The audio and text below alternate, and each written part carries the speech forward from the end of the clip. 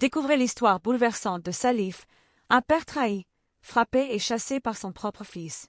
Quand la vérité est masquée par les mensonges, la famille peut devenir un champ de bataille. Entre douleur, trahison et quête de pardon, cette histoire vous plonge au cœur des conflits humains les plus profonds. Abonnez-vous maintenant pour ne rien manquer de cette saga intense où chaque épisode vous fera vibrer, réfléchir et ressentir. Ne laissez pas cette histoire vous échapper. Cliquez sur s'abonner et rejoignez-nous pour suivre le combat d'un père face à l'injustice et la force du pardon. Le soleil se levait lentement sur le village de Kanyama, projetant ses premiers rayons sur les toits de chaume encore humides de rosée.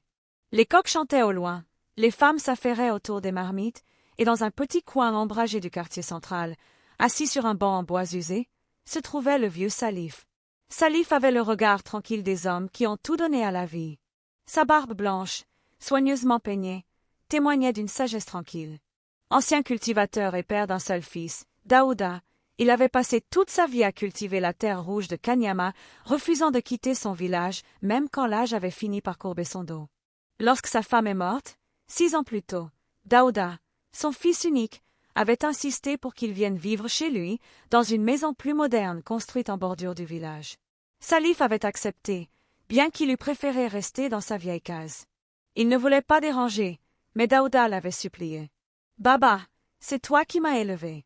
Laisse-moi maintenant m'occuper de toi. » Et depuis ce jour, Salif vivait sous le toit de son fils, dans une petite chambre près de la cour, pas très loin du grand manguier. Il n'avait pas grand-chose, quelques boubous, un vieux chapelet, et le portrait de sa défunte épouse qu'il fixait souvent les soirs, en silence. Dans la maison, il faisait tout pour ne pas être un poids. Il se réveillait avant tout le monde, balayait la cour, lavait sa propre calebasse, et ne se plaignait jamais. Il vivait simplement, entre prières, siestes et récits racontés aux enfants du voisinage. Mais ce matin-là, alors qu'il observait les nuages glisser lentement dans le ciel, Salif avait le cœur lourd. Il ne savait pas encore pourquoi, mais quelque chose, au fond de lui, murmurait qu'un vent de malheur approchait. Il inspira longuement, le regard perdu vers le ciel. « Yako, Fatou, si seulement tu étais encore là, » murmura-t-il à l'intention de sa femme décédée. Il ignorait encore que son monde allait basculer, et que le sang de son sang allait bientôt devenir son propre bourreau. Cela faisait à peine 2 mois que Daouda avait épousé Aïssata. Tout le village en avait parlé. Belle, élancée, peau claire comme le lait de karité, Aïssata venait de la ville, là où les femmes parlaient peu mais pensaient beaucoup. Elle portait toujours des robes bien taillées, des perruques coûteuses, et marchait la tête haute, comme si le sol lui appartenait. Lorsque Daouda l'avait présentée à son père, Salif avait accueilli la jeune femme avec son habituel sourire doux. Il lui avait dit en langue locale, les yeux brillants, « Bienvenue dans cette maison, ma fille. Que ta venue apporte la paix. » Mais dès le premier jour, Aïssata avait montré qu'elle n'était pas venue pour partager quoi que ce soit. Elle saluait à peine Salif le matin, levait les yeux au ciel quand il parlait, et soupirait longuement lorsqu'elle croisait son chemin dans la cour. À table, elle posait sa nourriture sans un mot devant lui, sans même s'assurer qu'il mangeait bien. Si Daouda osait évoquer son père, elle roulait des yeux ou répondait. « Ton père est un vieil homme. Il ne parle que de prières et de chants. Moi, je veux avancer, pas reculer. » Salif, de son côté, observait tout cela en silence. Il n'avait pas l'habitude de se plaindre, encore moins de faire des histoires. Dans sa jeunesse, il avait appris que parfois, le silence était une meilleure réponse que 1000 paroles. Mais le malaise grandissait. La maison, jadis paisible, devenait tendue. Le rire de Daouda se faisait plus rare. Il semblait tiraillé entre l'amour de son épouse et le respect dû à son père. Un soir, alors que Salif rentrait dans sa chambre après avoir prié, il entendit Aïssata chuchoter à son mari dans la pièce voisine. « Franchement, chérie, tu dois fixer des limites. Ton père traîne tout le temps dans la cour. On dirait qu'il ne veut pas nous laisser vivre notre vie de couple. » Salif s'arrêta net. Son cœur se serra. Il ne voulait pas déranger, jamais. Mais il comprit à cet instant que, dans cette maison, il n'était plus vu comme un père. Il était devenu un fardeau. Depuis quelques semaines, un nuage pesant semblait flotter au-dessus de la maison. Salif le ressentait dans les regards fuyants d'Aïssata, dans les silences lourds à l'heure du repas, et dans la voix de son fils devenue moins chaleureuse. Ce foyer qu'il croyait être un refuge devenait lentement une prison invisible. Aïssata trouvait toujours une raison pour critiquer le vieux. Il laisse ses sandales traîner. Il parle aux enfants comme s'il était le chef du village. Il reste assis dans la cour comme une sentinelle. Tout devenait prétexte à plainte. Un matin, alors que Salif balayait la cour comme à son habitude, il entendit Aïssata murmurer au téléphone avec une amie de la ville. « Oui, je vis avec le vieux père de mon mari. Il me surveille tout le temps, comme un chien de garde. C'est insupportable. » Ces mots l'atteignirent comme des flèches. Il s'arrêta, le balai tremblant entre ses mains. Il n'était pas là pour gêner. Il pensait être utile, présent, aimé. Daouda, lui, semblait aveugle. Pris entre deux mondes, il devenait de plus en plus distant avec son père. Quand Salif lui parlait, il répondait à peine. Quand il riait, ce n'était plus avec lui. Il passait ses journées avec Aïssata, pendu à ses mots, obéissant à ses moindres caprices. Un soir, Salif tenta une approche. « Daouda, mon fils, est-ce que j'ai fait quelque chose de mal ?» Mais Daouda, sans même lever les yeux de son téléphone, répondit froidement. « Non, Baba, tu te fais des idées. » Puis il se leva, rejoignit Aïssata dans la chambre, et ferma la porte derrière lui. Salif resta assis longtemps dans la cour, seul, regardant la lune monter lentement dans le ciel. Elle semblait le regarder avec plus de tendresse que sa propre famille. Le vieux soupira, le cœur brisé, et murmura. « On dirait que je suis devenu un étranger chez moi. » Le lendemain, avant même que le coq ne chante, Salif était déjà debout. Comme chaque matin, il se lava à l'eau froide, plia soigneusement son pagne, et alla balayer la cour. Il aimait ce moment de silence, où seuls les bruits du vent et des oiseaux accompagnaient ses pensées. Mais ce matin-là, même la fraîcheur de l'aube ne parvenait pas à apaiser son cœur. Il sentait que quelque chose de grave se préparait. Aïssata ne lui adressait presque plus la parole. Et quand elle le faisait, c'était avec une voix mielleuse, fausse, trop douce pour être honnête. « Père, tu veux du thé ?» disait-elle avec un sourire qui ne touchait jamais ses yeux. Salif, méfiant, refusait poliment. Il connaissait ce genre de gentillesse forcée. Ce n'était pas du respect, mais de la manipulation. Il le savait.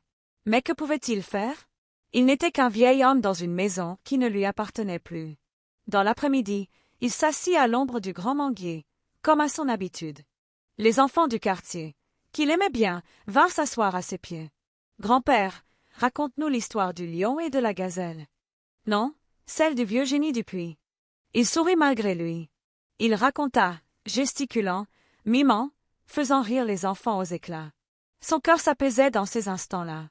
C'était le seul endroit où il se sentait encore utile, encore écouté. Mais depuis la fenêtre, Aïssata les observait, les bras croisés. Elle secoua la tête avec agacement. « Ce vieux joue au griot maintenant, » murmura-t-elle.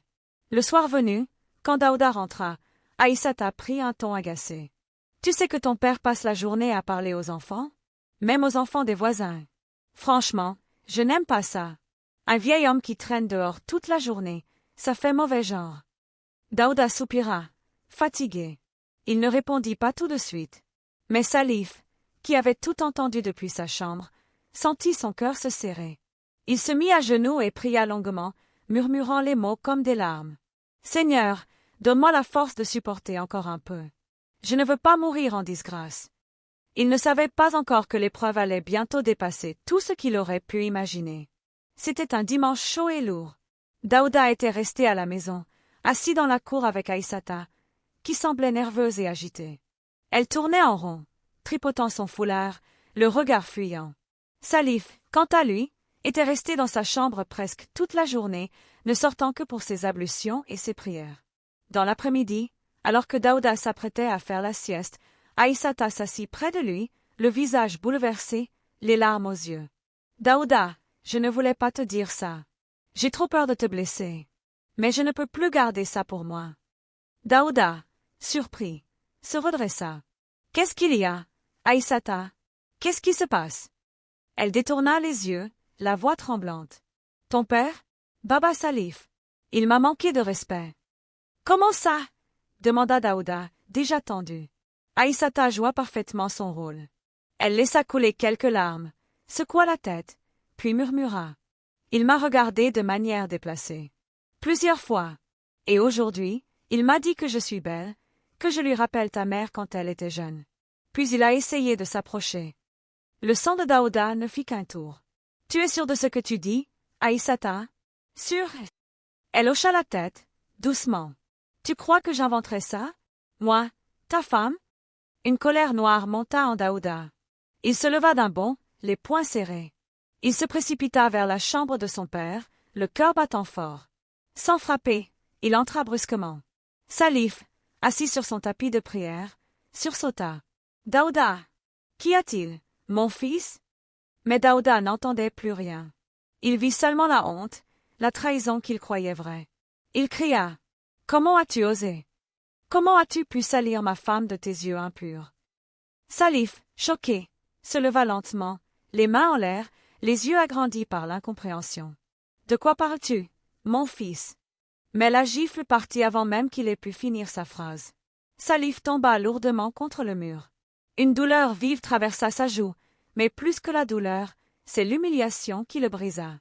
Il leva les yeux vers Daouda, les larmes déjà pleines, et dit d'une voix tremblante. « Tu crois que j'aurais pu faire ça? À ta femme ?» Mais Daouda tourna les talons, le cœur rempli de feu, sans un mot. Salif resta là, seul, le visage en feu, le cœur en cendres. Le fils qu'il avait élevé, protégé, aimé, venait de lui offrir sa première gifle. Et ce n'était que le début. Le silence qui suivit la gifle fut plus lourd que toutes les tempêtes.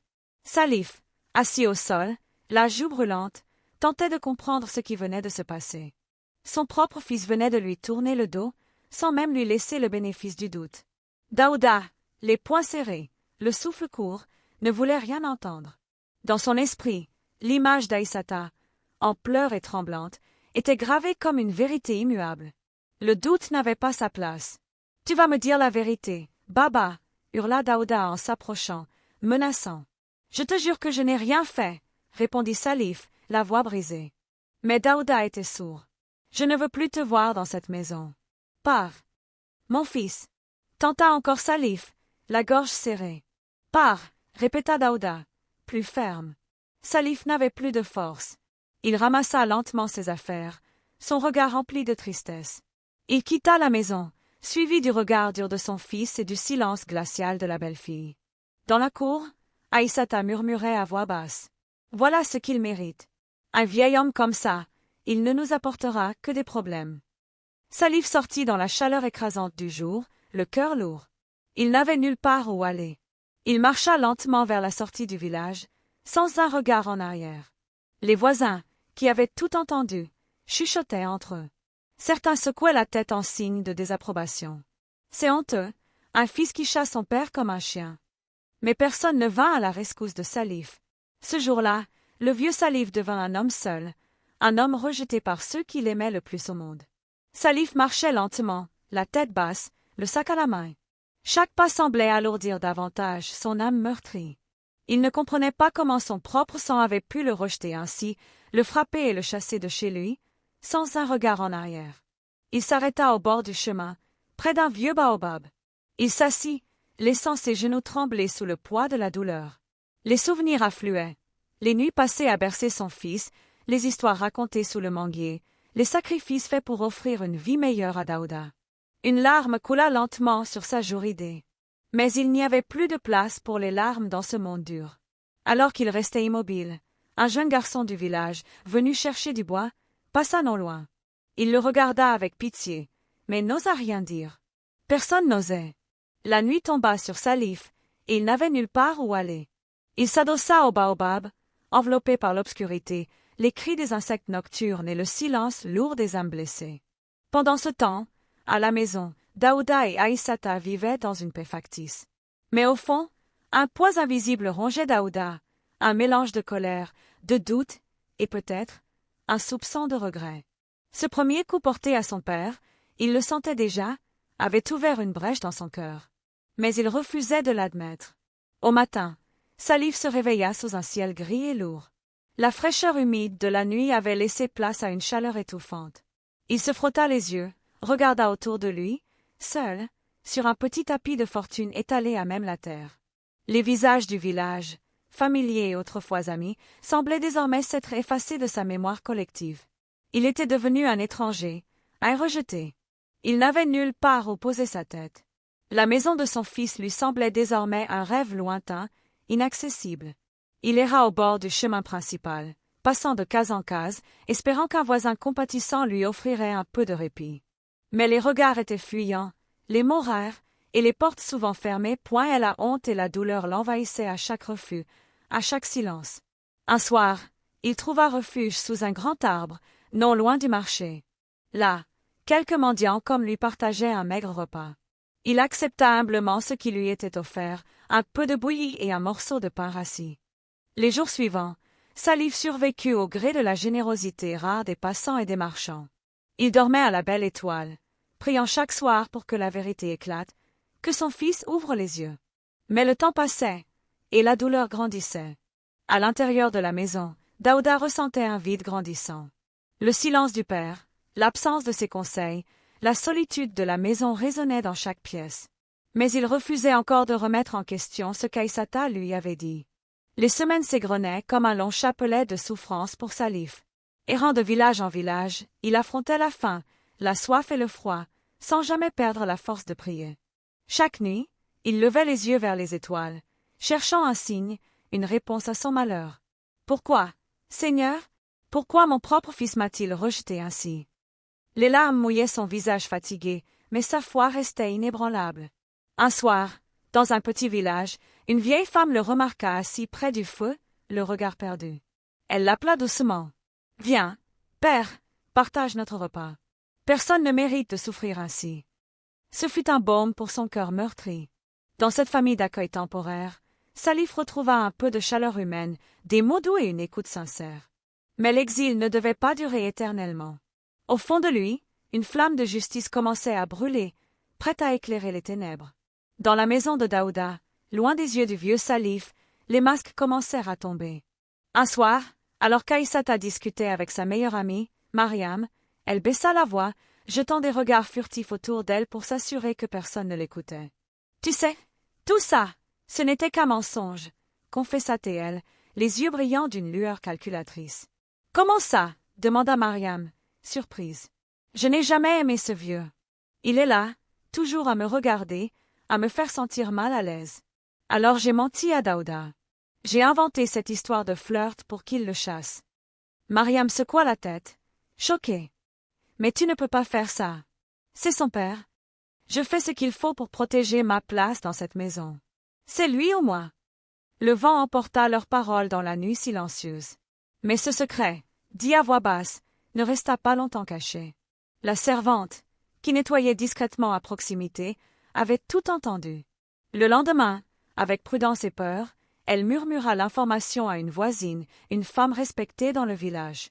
La nouvelle se répandit doucement, comme une rumeur portée par le vent.